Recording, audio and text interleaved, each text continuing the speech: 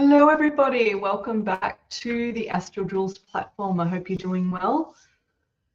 I'm going to start a little, it'll be probably a short series, but it's likely to segue into other things. And this is on the topic of family. You know, like, why do you have the family that you do have? And there's many tentacles on this topic, and maybe from time to time I'll dive into a few, and maybe not all at once. Let's see. I'm trying to be spontaneous and see what comes. But this podcast is to do with why you are in the family that you are in. And the short answer to that is primarily it's to do with the laws of attraction, and like attracts like. And if we were to see our existence, say, as an evolution of the soul, then you are incarnating to have experiences and to learn, right? Now, first you have to be born. And currently, that's happening through the birth canal. And we know that this may change in the future, if AI takes hold and we lose our sense of humanity. God knows what is in the future. I certainly hope that that is not the case. But, for the purposes of this particular podcast, we're going to use the womb as the birthing mechanism. Now, there are scenarios that try to explain how we do this on a technical level, as in the incarnation. But I like to go with a simple one, even if it's fanciful to our minds, because we forget the whole experience. Mind you, though, through regression, you can actually have that experience again. And I've had experiences of being in my mother's womb. I've had experiences of pre-birth, so being in it's a completely different space that you go into. So I have seen those. So they're not impossible, and to me they're not fanciful. But if you're listening to this for the first time, then it's like, yeah, who says that that's what happens? But just for the sake of this, let's go into this simple scenario. Now, our consciousness is in a different form in different realms before we descend into physicality, into a physical reality on Earth. And say we are stationed on a particular platform, say it's on Venus, or the Pleiadian platform, for use of a better word. And we are selecting a trajectory to take for the life we want to experience. So, remember, we're all wise and wonderful before we incarnate. And we may be seeking a life experience that will, clear our karma. Say we've been here before, which is the case for many, and we've mucked up and we've created karmic issues. Even this is one about school for thought, because there's currently some thinking that we have been intentionally blocked and stuck in this wheel of karma, and we were not supposed to be. Wow. But going along the Hindu model and the Buddhist model, this cycle of reincarnation is something that we've been experiencing for thousands and thousands of years, according to them.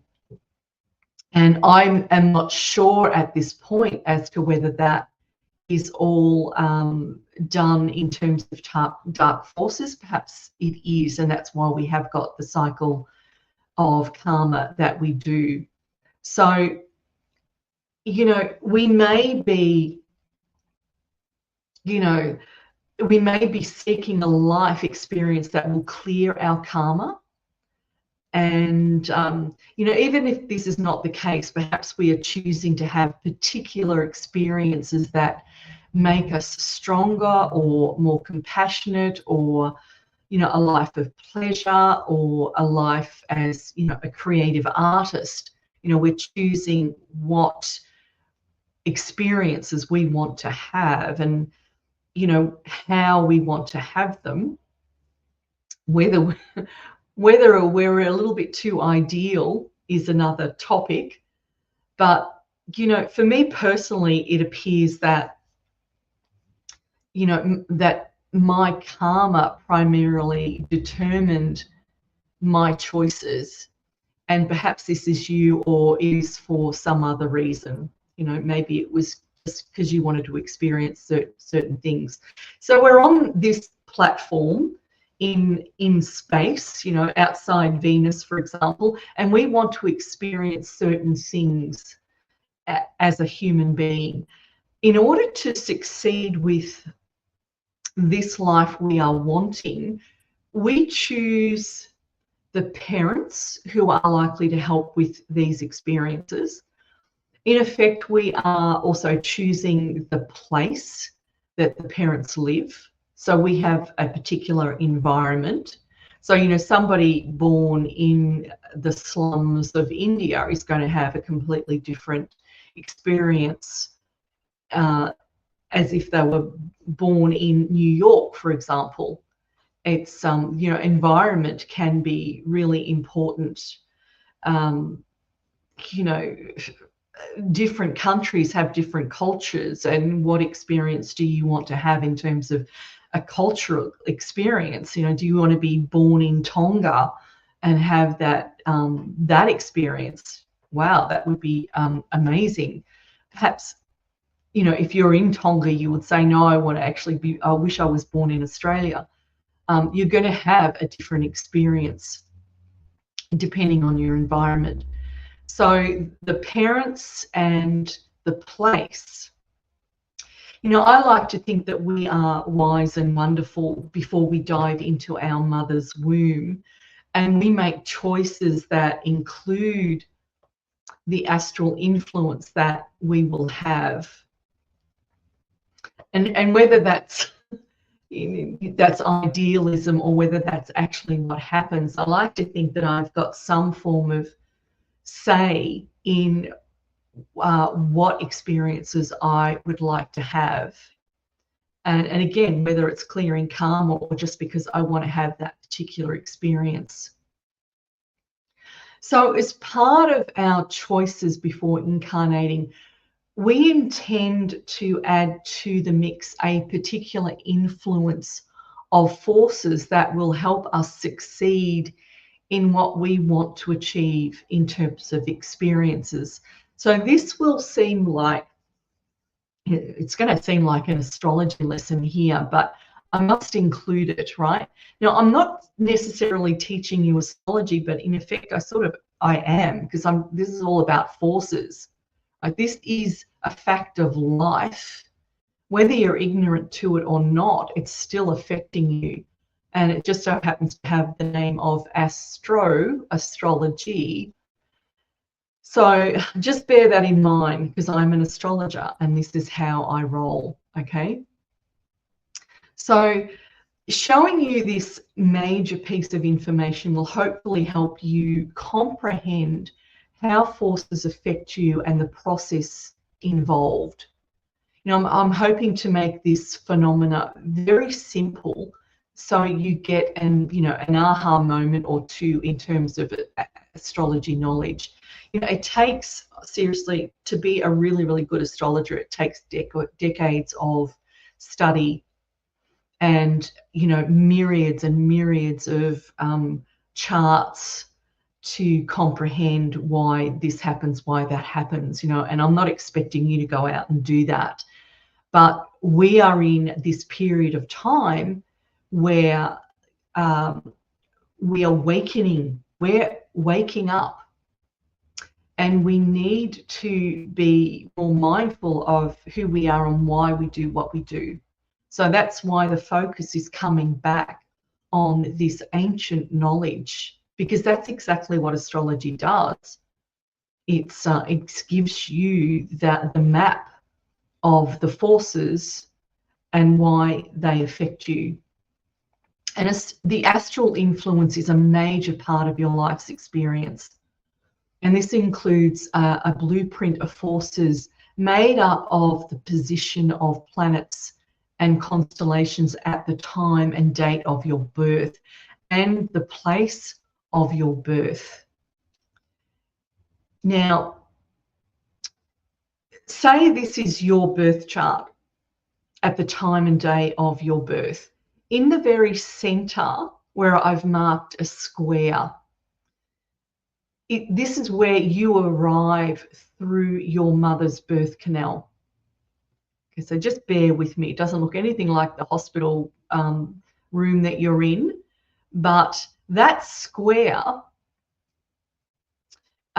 is you coming through the birth canal, and all the planets are angled in a particular way. And the position of the planets is the influence on you. It's like an imprint of particular forces stamped in your psyche. So, you know, we could get into the major energetic effects of astronomy, but it appears now that, so there's more proof that our bodies are made of etheric, and that etheric it could also be levels of plasma. The planets are said to be made of plasma. And, you know, I think it's Carl Sagan says that we are made of stellar stuff. So we're very much made of the same energies of the planets. We pick them up, they influence us, they imprint in our energy, and they have this major effect. So, you know, it's stamped on your psyche. And so your parental influence, also your home and your environment, will create a response by you, and the response is in line with the forces you have that are imprinted in your psyche, and they affect your etheric body, the plasma that is your etheric body. Okay, that might be a stretch for some, because it's your life force, it's your chi. So your, you know, for example, your Mars force may get activated, and your Jupiter force may get activated, your Venus force may get activated, or it is a combination of all the forces. Some are stronger than the other. You get activated by all of the forces. All of the forces affect you in some way or another. Some are stronger than others, right? Some will play a dominant role, some will not. They'll be in the background, and they'll just be like a gentle breeze instead of a typhoon hitting you. Okay, so remember that, astrology is the original psychology. It's the astral imprint that creates your psychological makeup. Example, someone with a very strong Mars in their chart is going to act differently to someone who has a weak Mars. Someone who has a dominant Neptune is going to act differently to someone who has a very strong Pluto. And this alone is the reason you need to know more about planetary forces. It has such a major influence on your life that the more you know, the better you are in terms of getting clarity on why things happen as they do. It's seriously, seriously major. So, you can easily and this has been done many times, you can easily blame the planets for why things happen. You will have heard that saying, the planets must not have been aligned upright, or the opposite, the planets were in the great position, when things go right and when things go wrong. And now that's come from somewhere, hasn't it? Okay, it's known. It was known. It was a known fact that it's the planets that are animating our lives. Makes you wonder whether you've got choice. Well, you do have choice when you know. When you know and you know how they play out, then you can navigate and have choice. This planetary influence, this is another reason why, seeing that astrology and knowing thyself go well together. You see the influence, you know what it's doing, and knowing thyself is comprehending why you're acting the way that you are. Right? This is major. Most people are blindsided to their own behavior. They just don't see it. They just do what they do, and that might be fine for them, but the damage they leave in their wake, are they aware of that? Do they need to be aware of it? Maybe not.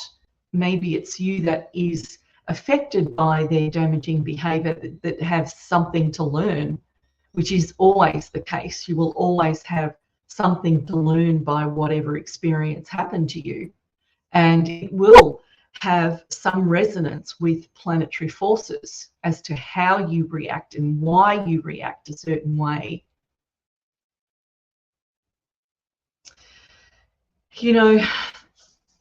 Hopefully by now you will have come to see that I'm not your ordinary dialer psychic or dialer astrologer.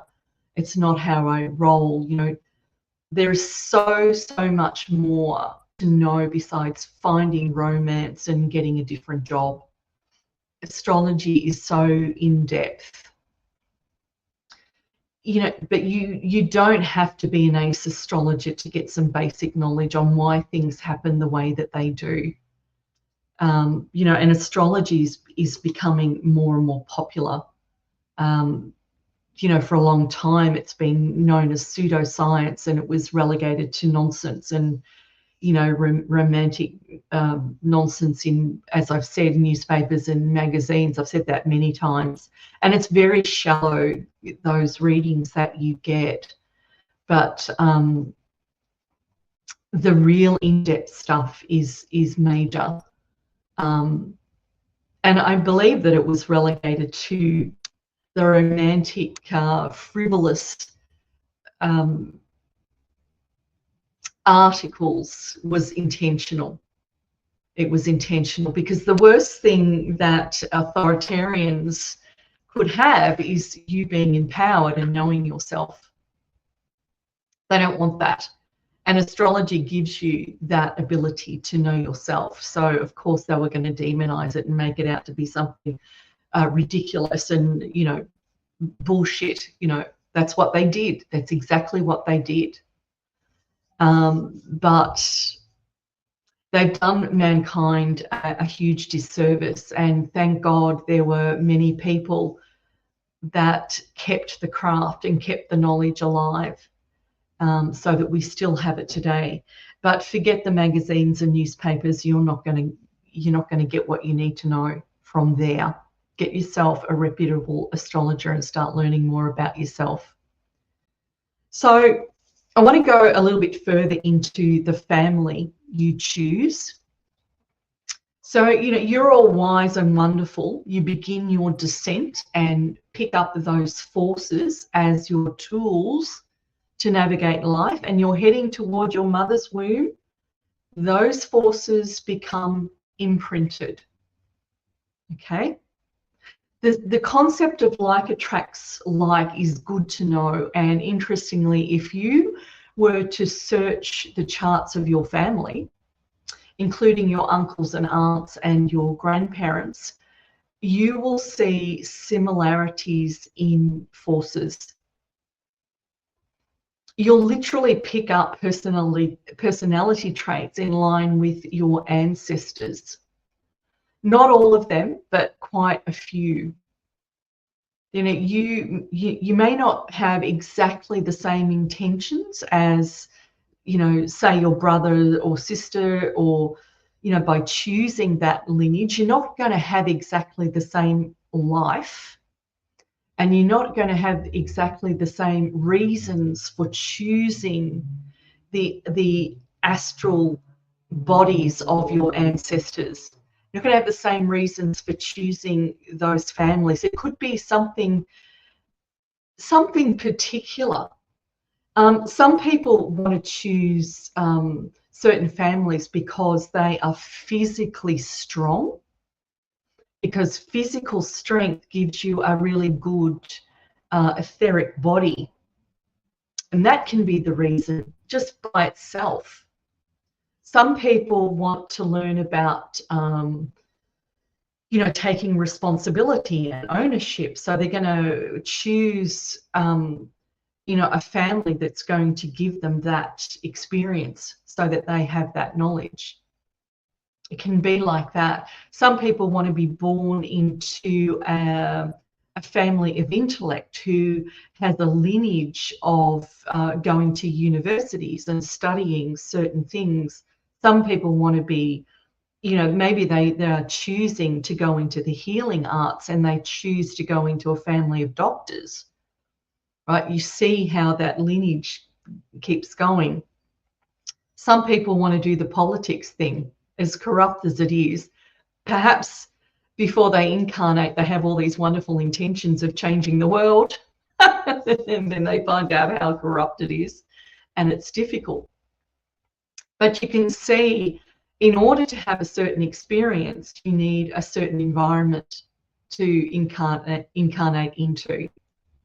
So, you know, this has often been said in jest that, you know, you wonder why you've got the family that you have.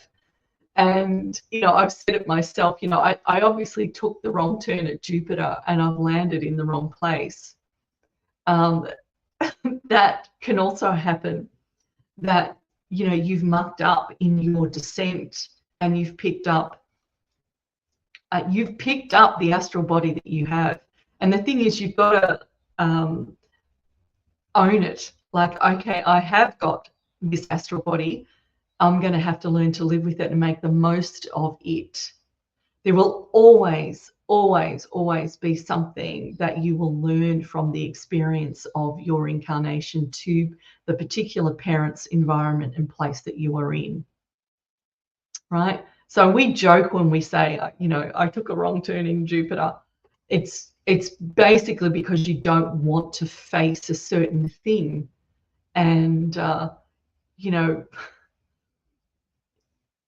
it's extraordinary that, you know, the more you observe the behavior of your uncles and aunts and your parents and grandparents, the more you can see similarities. You know, of course, most people they initially hate thinking that they are anything like their parents. But, you know, time shows that you have indeed picked up some of their mannerisms. You can't not do that. So, and those that hate their family and families, you know, say it's their uncles and aunts, and the whole show, they hate it. It's generally because they can't face themselves. They can't face that same trait in themselves. And it's not until you get much older that you actually go, oh my God, I'm doing what my mother did, or I'm doing what my father did. You know, those things that you hated, you're actually doing to your own children. You know, and this is the sins of the father that you pick up family influence. So I think that was in the Inner Work series number 4, somewhere around there. So you're going to pick up these traits, like attracts like, and you're going to be imprinted by your environment, the influence of your family. So, you notice, some of the hardest lessons you're going to have is going to be via your interactions with family. It can be, extraordinarily difficult for some people. Some people's families are all wonderful and lovely, and they have a great upbringing, whereas other people have a very, very difficult upbringing for all sorts of reasons, whether it's family violence or just conflicts with siblings, whatever it is, not enough love, which we all suffer from, sadly. Some people have fantastic family upbringings, and it's good on you for actually having that. And so they can't relate to those people that have had difficulties in their life. But either way, you're going to have major experiences through your upbringing, for better or for worse. And you notice that some people leave their families as soon as they are able to, because they either can't stand it anymore, or they don't have this dependency on mum and dad. They can go off into the world and be themselves, which is great. That just shows that the parents brought them up right. But all sorts of reasons, and some people then feel obligated to stay around family. And mothers and fathers have this tendency to, and I'm not saying all families do this, of course, it's a generalization, that there's a bit of guilt placed on the children to be beholding to mum and dad. And so there's the guilt and shame that comes into play if you're not playing the dutiful daughter or dutiful son to mum and dad. So all that comes into play as well. So all sorts of dynamics play out within your family, and it's often in line with your ancestors who passed their mannerisms up the line until it has reached you. Now, because you have choice, you can change your dynamic at any time you choose. Regardless of the circumstances in your family, you have choice at every moment to do what it is you want to do. Stay, leave, take on obligation, don't take it on. It's up to you. And of course, that's easier said than done. Change is not easy for many people. It's something that we resist because we like being in our comfort zones. And even if people are being abused within their family, the known is often safer than the unknown.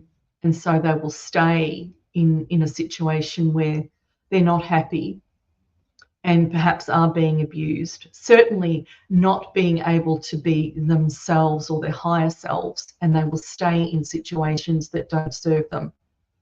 And that's really quite common. But you do have choice. And, but I'm very aware that it is easier said than done. Okay, so there's so much to talk about on families. And I'm going to get into another topic next time. Now, whether it's the next podcast or, a few later, let's see what happens. I'm a bit, not so much all over the place. It's like I'm trying, I'm having healing sessions myself at the moment. And, I've got a different dynamic going on, and I'm not in the same rhythm of continually doing podcasts every week. So I'm not sure of the timing. So I used to come out and you'd always see them on Thursdays. Now you might get 2 in a week, you might get 1 in a week, but things are going to change. So I'm wanting to do many podcasts on different topics that have that I've experienced in my spiritual transformation, some of the spiritual experiences that I have had that I can pass on to you. You know, things about learning about spaces, also things to do with dark forces and curses, things like that, entities and ghosts. I did do a podcast on that, which is available. However, there's so much more to that topic that I'm going to come back and revisit a few things. And I'm going to, in many of the podcasts in the future, I'm very likely to include certain forces so that you can start comprehending more about, you know, what the Saturn force does and what, you know, what the Venus force looks like, what the Neptune force looks like, so that you can start, you know, recognizing them in your own self. So I'm going to be doing more of that. You know, I very much use astrology as a language. And it used to annoy people that I would do astrology speak because they didn't understand it, because it's like, you know, it's like speaking French and you don't understand French. But I find, so, you know, I've backed away from doing that too much. I'm very mindful of trying to pass that knowledge of, you know, what is that language and how does it relate to my life? I find that very important. So I'm wanting to pass that on to you, but I'm going to keep it real so that you can relate on a very personal level and on a psychological level. So I'm wanting to get into some nitty-gritty stuff in the future. Okay. So guys, if you've enjoyed this video, hit the thumbs up, care and share. Put your comments below. I always read the comments. And, you know, this family series was actually suggested by one of the commenters who sent me a message. And so that's a great thing. If there is a topic that you would like me to speak on, to do with inner work, planetary forces, or something way out there, by all means, put a comment in the comments, send me an email. You can get my email address from my website. You know, basically at this moment, it's astraljules@yahoo.com. And I'll place that below in the comment section as well. Okay, so until we meet again, I will see you again, guys. Have a good week. Bye for now. Bye.